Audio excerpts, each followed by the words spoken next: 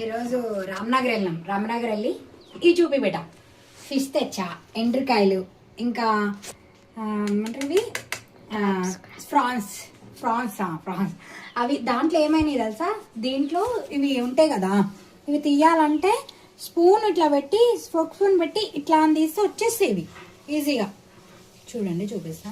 ఇది పోయింది, ఇది పోయింది, దీనికి లేదు, దీనికి దీనికి ఉంది. చూడండి ఇట్లా పెట్టి ఇట్లా తీసినాం అనుకో ఈజీగా వచ్చేస్తుంది. ఆ తర్వాత ఇట్లా గుంజితే మొత్తం ఈజీగా వచ్చేస్తుంది.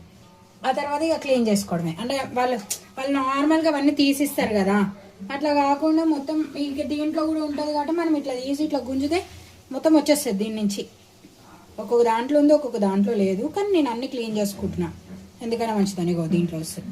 ఇది కొంచెం మనకి బెనిఫిట్గా ఉంటుంది కొంచెం, ఎందుకంటే ఈజీగా పని అయిపోతుంది.